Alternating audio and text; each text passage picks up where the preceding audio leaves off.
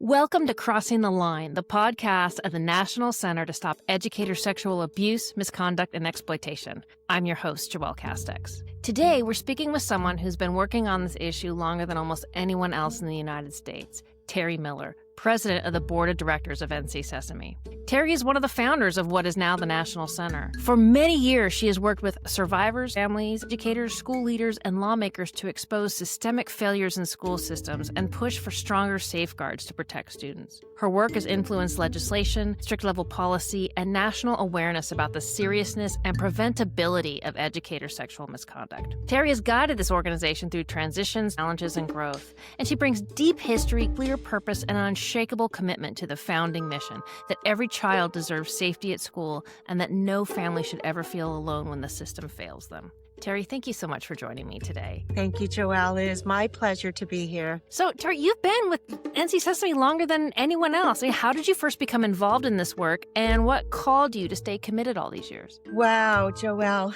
Well, what started it all is moving to a very small town, 60 miles west of Las Vegas, Rump, Nevada. It sits between Death Valley and Las Vegas.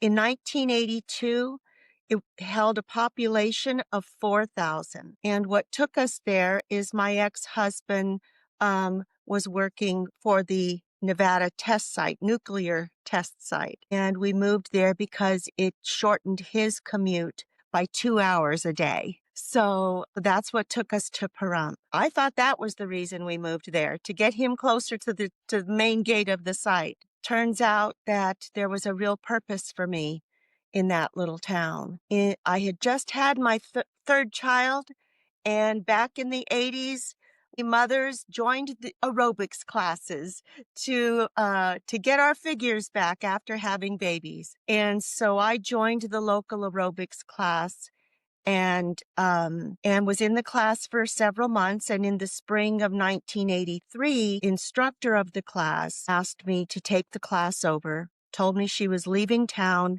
because she had found her husband in bed with a high school student. Now, she too was a teacher at the high school. She was a math teacher. And my oldest child was 4 years old. I had an infant son and I had a 2-year-old toddler. But I was concerned enough knowing that I was going to raise my family in that small town and that one day they would be attending that high school. And I called the principal the next day and I told him what his employee told me. And he said, without a victim coming forward, there's nothing he could do. And I didn't know any better. I felt I did my part. I made a report, and it was up to the authorities to do with that information what I think they should have, to fire the teacher. And they didn't. The young girl started attending my aerobics class, and she was pregnant. And every time she attended, I was getting more and more information, scary information about this teacher and the things that he had been doing since 1974 when he was hired. So I kept listening. As I got involved in the community and learned and became a part of the community, every official that I encountered, I kept complaining and kept asking because I kept hearing more and more about what he had done and what he was currently doing. And so I just kept complaining to everyone who would listen, and every single authority figure, from the elected district attorney to the elected sheriff, to sheriff's deputies, to new principals that came in, to guidance counselors, to teachers that were currently teaching. I kept complaining and saying, what can you do about it? And every single one of them kept telling me, without a victim, there's nothing they could do. So fast forward to 1993, I was substituting for a secretary at the middle school. My oldest child was already into her sophomore year at the high school, and I was forbidding her to participate in any activities, take any classes that this teacher taught or supervised. So her education was being stifled because of the hostile environment that still existed because of him. And on this day, I was substituting for the secretary. I was asked to make a copy of a newsletter and put it in all of the teachers' boxes. And as I stood there by the Xerox machine, I read the letter myself, and it was all about Title IX. I thought I had struck gold as I read this letter, learning about my daughter's rights to an education free from harassment, conducive to learning. The person that wrote that letter was an attorney, Mary Jo McGrath, of McGrath Training Solutions. I went home and I called Mary Jo McGrath and I told her my situation. And she gave me a great education on Title IX and told me that if I file a formal complaint and cite, I believe it was paragraph 121, A or B of Title IX, that specifically states if you ask for an investigation, by law, they must investigate.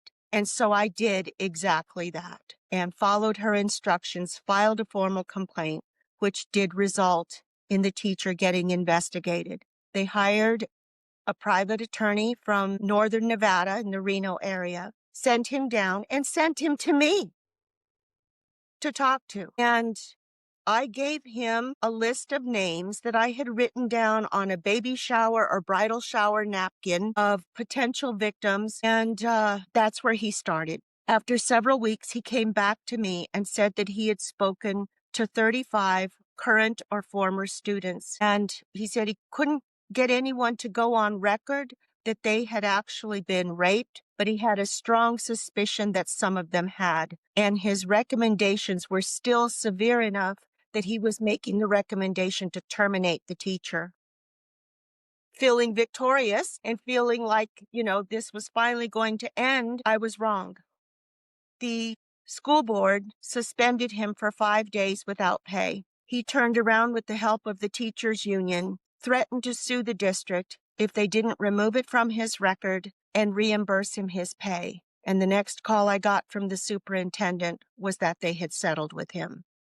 Oh, man. Now, during the course of this investigation, he had married that previous student that he had impregnated. They were married for a short period of time, but they divorced because of the misconduct that kept going on with other students. And he had another recent graduate living with him at the time. He up and married her in the course of the investigation to try to make that situation look better. So that was the second student wife from Pahrump Valley High School. After the district settled with him, he started running for school board. No. And that was the last straw for me. I was bound and determined to find the victims that everyone told me they needed to do something. And I was scared. I didn't really know how to go about it, but I had watched a program on Geraldo Rivera several years prior where there was a teacher in Anne Arundel County, Maryland, Ron Price. That was a parallel case to the Joseph Peterson situation at Pahrump Valley High School. He had married students. He was being prosecuted. He was about to be sentenced after 20 years of offending students. And I thought, okay, Geraldo Rivera has the means and the wherewithal to find the victims. So I contacted the Geraldo Rivera show to see if they would find the victims. They never called me back. I called an investigative reporter here in Las Vegas, George Knapp, to see if he would find the victims, and he never called me back. It was a month before the general election because he had won the primary. With the help of many friends from the many years I had lived in the community, they came to my home and we turned my living room into Grand Central. They brought yearbooks because he was the yearbook advisor and yearbook photographer. So the rumor was that the girl that appeared on practically every other page of the yearbook was his target for that year. So we had piles of yearbooks on the floor in my living room, developing a list of names. And of course, some of these people that helped me were former students. Some were parents of students, currently. Some were parents of former students, and they started developing a list for me, getting the phone numbers for me, and I started making calls. And I spoke to hundreds of victims in that month before the general election. And here's how I did it. I would call, I would say, hello, my name is Terri Miller. I'm the parent of a student in the high school. I'm concerned about a teacher and his behavior with students. My daughter's education is being stifled, and I'm trying to get the authorities to do something about him. I was told that you may have had an experience with this teacher, and would you be willing to share with me your experience? And some of them just, the floodgate opened for them, and they just poured their heart out and told me what had happened to them. Some of them had been raped at the age of 15 in the gym in the high school. Some of them had been molested at a swimming pool in Shoshone, California, where he had taken them 30 minutes away from Pahrump. Some of them had been raped in hotels when they were traveling to away games. He was coached all the girls' sports. A bus driver told me that he had caught him 3 times in the back of the bus with student athletes, and he had filed reports 3 times, formal reports. And instead of taking action against the teacher, the bus driver was fired. There was just so much enabling and complicity going on. And I was taking notes. And then after they would tell me their stories, I'd ask them, are you willing to speak to the authorities about this? And I started developing a list of yes, I will, or no, I won't. Consequently, during the course of that month, I found over 60 witnesses willing to Oh come my forward God. against him. It was really hard for my kids because it was a small community. It was ripping my children's circle of friends in half. They were so upset with me because of that, because of the trauma that they were enduring because of what I was doing. And it was making family life very hard at home. I was receiving threats to their safety, even though we had moved 1 mile away from the high school so that I wouldn't have to be driving them back and forth all day, every day to practices and rehearsals and school, but their safety was being threatened. And so I had to start driving my children everywhere again to protect them. My husband was not happy with me at all because at the time we paid for long distance calls. So our phone bill was astronomical, and that was very upsetting. And there were days where I'd get on the phone from the moment I got my kids off to school, and I would still be on the phone when he showed up from home from work. Dinner was not on the table as it usually was. I developed sores in my ears from being on the phone, holding the receiver to my ear for so long. And so, yeah, it took a big toll on our family life. I took all of my information when I found the first 2 rape victims to the district attorney, a deputy district attorney who was a family friend who was also running against him for that school board seat. We were church friends. We were in the music ministry together at church. The aerobics class had stopped long years prior, so my girlfriends and I would take turns hosting our aerobics exercise sessions after we got our kids to school. And so just so happened that I was going to his wife's house for exercise that morning, and he was leaving for work. And I said, I have to talk to you. I've got some information to share. And we sat in the car as I showed him my notes. And he said, stop right there. He said, this is a conflict of interest because I'm running against him. You have to speak to the investigator at the district attorney's office. So we stopped our conversation, and my husband and I went to the district attorney's office after work that day. They started speaking to the list of those people that I had and came back to me and said, Terri, all of these girls are beyond the statute of limitations. We can't bring any charges against him with this list. I said, well, just tell me what you need. And they said, we need someone within the last 5 years. And so I went to my daughter and I said, look, I need your help.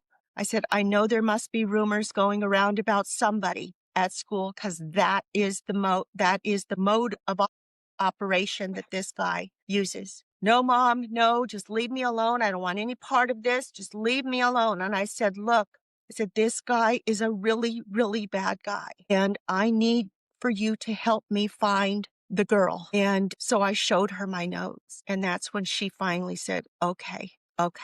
There is a girl that everybody's talking about. And turned out that her boyfriend attended our church. And so I called that mother and I asked her if she would help me get in touch with her. And she knew what I was doing. So she helped me make contact with her. I called her and gave her the same opening introduction to myself and what I was doing. And she goes, Mr. Peterson? Yeah, I know him. He's a real creep. And I said, would you be willing to tell me about your experience? And she goes, I just can't talk about this. And she hung up. And so I called her back and I said, when you're ready, please call me back. And I gave her my number. And she did. And she shared with me what had happened to her. She had been shuffled back and forth between her mother and her grandparents in Pahrump. Her whole life, her mother was a drug addict and she was living with her grandparents again. Her grandparents owned a business in the valley and she was afraid because she was afraid it would hurt their business. And I assured her that I would help her tell her grandparents so that they would understand everything I had learned and that their granddaughter was one of many and that she's the one that can make it stop finally and get him out and prosecuted. So I convinced her grandmother and her to come forward to the authorities. And together, the three of us went to the district attorney's office and spoke to the investigator. I promised her and her grandmother that I would be with them throughout the entire process, however long it took. I would be there for them. And she opened the floodgate. She opened that door for every single one of those victims to walk through and finally get justice for all of them. It took 2 years. He was elected to the school board in 1994, but 2 weeks later, he was arrested on 3 counts of sexual assault against her. And it took 2 years before he finally pled an Alfred plea to 1 count of sexual assault. And in 1996, he was sentenced to 5 years to life in prison. And he would be a registered sex offender supervised for the rest of his life. Justice finally came. That is just incredible. And such a powerful story that shows how difficult it is to get, for survivors to come forward and how much a champion is really needed, because coming forward alone is such a scary thing to do. But she had a champion, and that champion was you. So how did that turn into Sesame? What was the next step there? Well, the next step happened when the Associated Press wrote about what I had done. And it went out on the AP wire. And that's when Mary Ann Werner read the article and called me and asked me if I would become involved in Sesame. At the time, I was currently lobbying for legislation here in Nevada to criminalize sexual conduct and protect students over the age of consent, because so many of those victims they couldn't charge him with. And also the statute of limitations prevented them from having charges brought, directly on their behalf. So I had filed complaints together with 2 of Peterson's victims to the Office of Civil Rights. I had filed that formal complaint under Title IX. And so because of my firsthand experience of going through the process of seeing the Nye County School District investigated for non-compliance of Title IX by the OCR, Mary Ann saw that I could really be helpful to other survivors and parents to share what I had done to give them courage and encouragement and guidance on how I did it so that they could do the same thing in their states. And so that's initially how I got involved in advocating for other survivors and parents to help them get to my results a little faster because I knew what the obstacles were. Yeah. I had traversed the treacherous trek, and if I could help them make the journey a little easier, that was my purpose with Sesame. Marianne also took me to conferences with her to speak about what I had done and to champion the cause that there's other forms of justice that can be sought outside of the court systems. And that is going after teachers' licensure, getting Title IX compliance reviews done on schools, making formal complaints to Title IX to make sure that, students' rights were being upheld by schools. And so that's what I've been doing all of these years. And so, okay, so now you're the president of the board of directors. And Yes. what do your responsibilities look like now? What kind of work are you doing for survivors of educators' sexual misconduct? Well, I'm still answering the emails. I'm still answering the phone calls. I'm still guiding people and supporting them and holding hands and giving them a shoulder, to vent. But additionally, now working with legislators. We have been contacted throughout the years, to help legislators with prohibiting this practice of passing the trash, prohibit the practices of enabling educators to remain in schools for decades without any consequences. And so that's kind of taken over. My main purpose now is to support legislators, give them ideas on what they can do legislatively to safeguard students from educator sexual misconduct. So that has resulted in a bill that was named after the organization. In 2011, Senator Anthony Hardy Williams contacted Sesame and wanted to stop this practice of passing the trash, where teachers are allowed to quietly resign with letters of recommendation, separation agreements that put gag orders on administrators from giving negative referrals, and basically aiding and abetting them to gain employment in other schools within the district, out of state, and so on and so forth. I knew already that Washington State had passed this type of legislation to prohibit these separation agreements, to thoroughly vet applicants to schools beyond just a fingerprint background check. And so I shared the Washington legislation with him. Oregon had just followed suit and passed legislation in 2010. So I shared that legislation with him.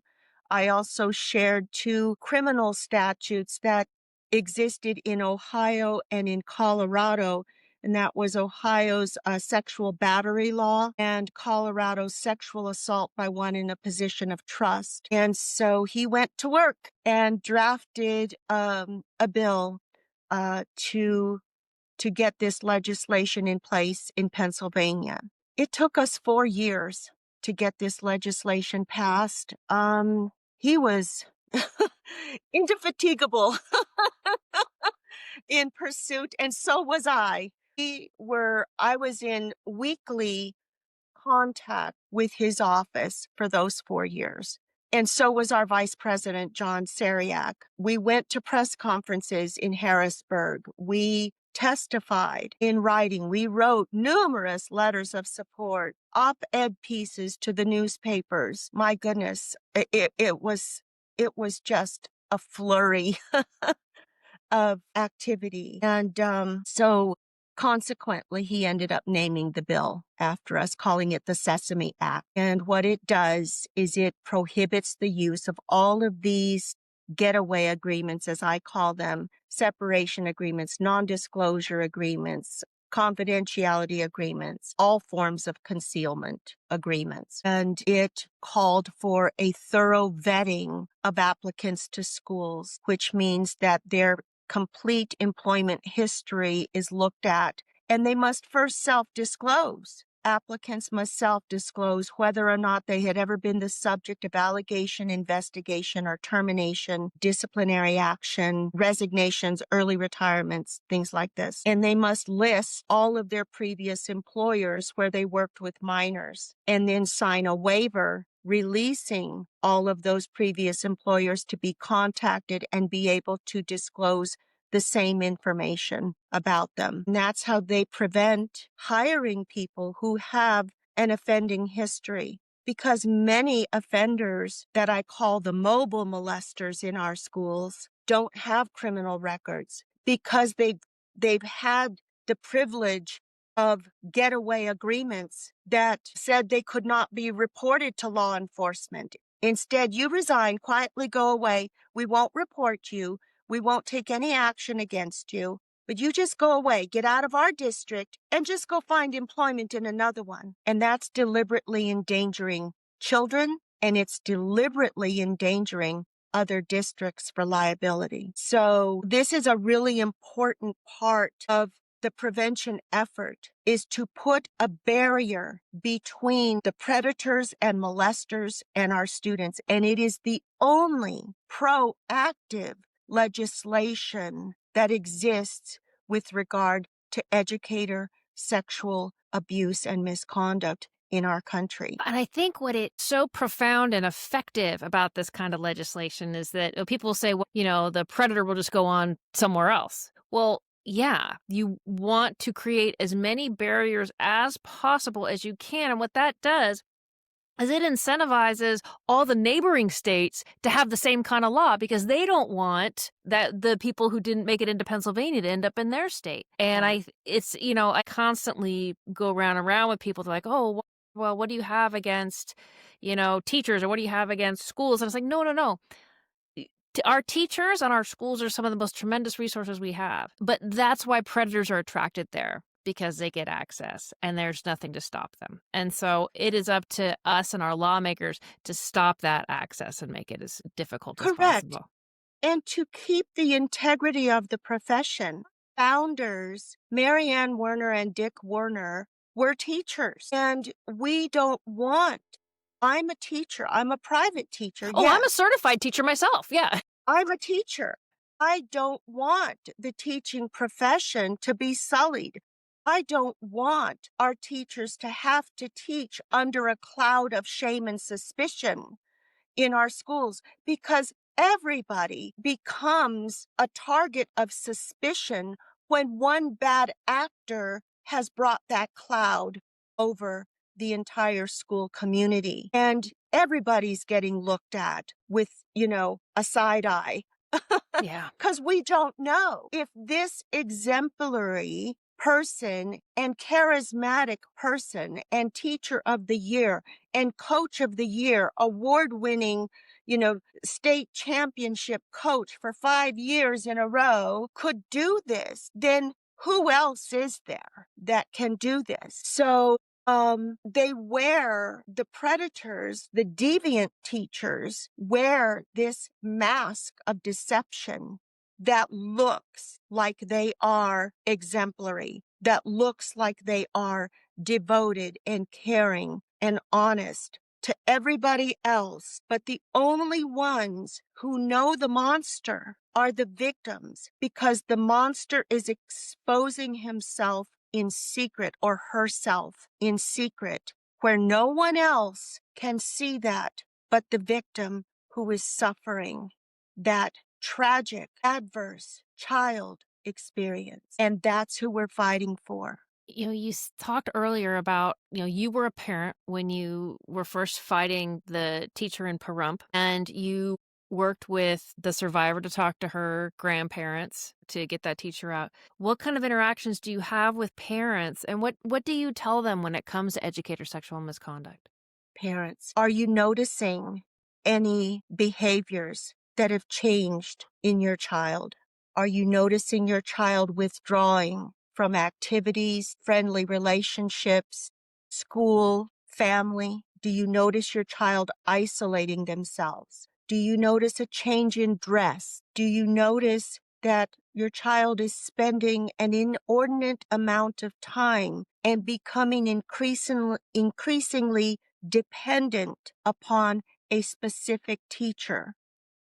Do you notice your child suffering any kind of eating disorders or self-harm disorders? Do you notice a great amount of secrecy increasing in your child? These are the warning signs. If you're noticing these things, talk to your child. Talk to the guidance counselor about your concerns. Is the guidance counselor noticing anything as well? Talk to her friends or his friends' parents, because friends may be sharing with their parents what's going on with their friend. And if you discover that your child has suffered some form of abuse or harassment, report, file a formal complaint under Title IX. Ask for an investigation and make that formal complaint, because if you complain formally in writing, then you have further action down the road. If the school fails to properly investigate and make whatever's happened to your child stop, you have further action by filing a complaint to the Office of Civil Rights then to get them to come in and conduct their own investigation under Title IX. So it goes right back Yeah. to my original purpose: call the police, because you can't trust that if you simply report to an administrator that they will make a mandated report on your child's behalf, because 95% of these cases are handled in-house and not reported to law enforcement. The teachers' union will swoop in and negotiate an agreement to help them get away rather than be reported and suffer the consequences of their bad acts. So reporting to law enforcement, is vitally important. For one, in order to maintain a case that is untainted, school systems will often interrogate the victim without the parent's knowledge if they have come to knowledge about it, sometimes for hours, simply to get the answer that they want, which is nothing happened. Nothing happened. So therefore, we don't have to do anything. Sometimes they'll bring the perpetrator and the victim in together. And usually the perpetrator will know in advance that they're going to be questioned. So he or she sets up the victim to lie and to claim nothing's going on, to protect him, not to protect the child, but to protect him. And so these situations, they may have numerous people question the victim. So when it finally does get to law enforcement and sees the light of a courtroom, a defense attorney can have a field day and re-traumatize that victim to discredit them because they didn't tell the guidance counselor the same thing that they told the principal or the nurse or other teachers or their coach. So to keep the integrity of a case, it's vitally important for law enforcement to get it first, so their investigators can get the first statements from the victim and any other witnesses involved. What are some of your top priorities right now? What are you working on right now that you think is extraordinarily important for the movement and to keep kids safe in schools? Top priorities right now, of course, has always been to support and advocate for survivors and families. But we are very much involved in helping other states to get the Sesame Act in place. The Sesame Act has now been deemed by the U.S. Department of Education as model legislation for states to adopt to prohibit this practice of passing the trash and to make schools safer, to make sure no predators are getting in. So we are talking to about half a dozen state legislators now from those states to introduce them to the Sesame Act and Faith's Law as well. So that's been taking up a lot of our energy and time. So we're hopeful we're hopeful that the majority of states will enact this legislation because they are actually mandated to do so. John Sariak, our former vice president, and myself also supported Senator Pat Toomey and Senator Joe Manchin to help them get past the Protecting Students from Sexual and Violent Predators Act.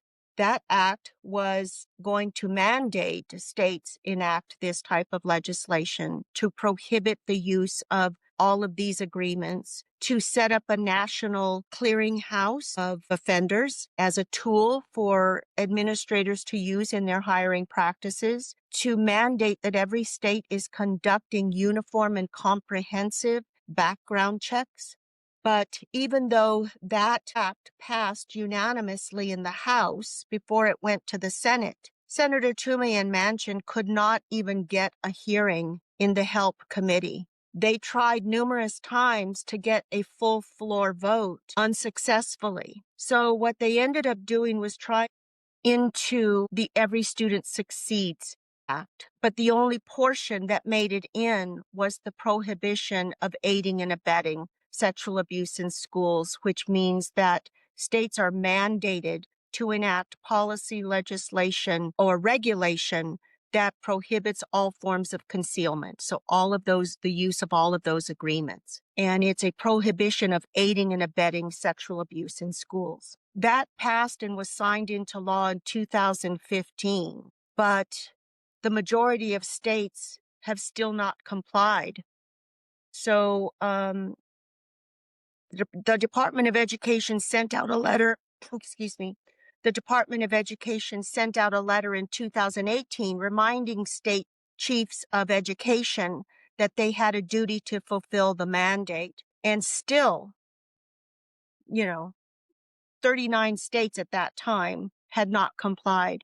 So Senator Toomey called for a study on the states that had complied and the states that had not. And the Department of Education did a study starting in 2019, which Dr. Billy Joe Grant, one of our esteemed board of directors and experts, and myself sat on the 5-member advisory team to the study. We had a meeting, 6 hours, at the Department of Education where I just poured out everything I knew about the loopholes that existed on this issue. And I told them that the OCR is not conducting compliance reviews regularly in K through 12 school districts. I told them that mobile molesters exist because of this practice of passing the trash that is not stopped. I told them that predators in schools are given a pass rather than protecting students, as Title IX says they must do. And I shared with them the legislation from Pennsylvania. The study was done. The report was released in 22, and it identified the Sesame Act as the model for states to adopt in fulfillment of ESSA. So we are extremely proud of that fact because that kind of gave this little engine that could organization the power to make it up the mountain and try to get this legislation in every state. We're very, very glad about that because it has, it's quite an accomplishment. It is. So that's why we're so busy now with, speaking to other legislators and, reminding them that if they get any pushback on getting this legislation passed, that they have a mandate to fulfill to make sure that our students are protected from predators. And because our students and families are mandated to send our children to school for success in life and not distress for the rest of their life. If you could, if you could ask the listeners right now one thing they could do after listening to this episode, what would you ask? Call your legislator. Share this episode with them. Inform them that as a parent or as a survivor who may now be a parent, that your child, your children have a right to an education free from harassment, sexual harassment, educator sexual misconduct, free from discrimination, free from retaliation, conducive to learning in an environment that you don't have to fear or be afraid. You cannot learn. Your children cannot learn if they are afraid. They cannot learn if their minds are overwhelmed with an adverse childhood experience. Terri, thank you so much for taking this time to talk with me and tell the listeners everything that you've been doing with Sesame and everything that is coming up and how the listeners can take an active part in changing laws in their state. Thank you, Joelle. And I also want to say, if your child has suffered or if you have suffered in your childhood, we're here for you. We're here to support you. We're here to listen. We're here to help guide you in your justice-seeking journey. Whatever that journey looks like, we're here for you. Thank you. Thank you for joining us. And thank you for listening to this conversation with Terri Miller, president of the board of directors of NC Sesame. If you'd like to learn more about the work of the National Center, including our research, model legislation, survivor resources, and our national blueprint to stop educator sexual misconduct, visit ncsesame.org. You can also follow the podcast on Apple, Spotify, and YouTube. And if this conversation was meaningful to you, please share it. Awareness is one of the strongest tools for prevention. I'm your host, Joelle Castex. Thank you for listening. And remember, the truth protects and action heals.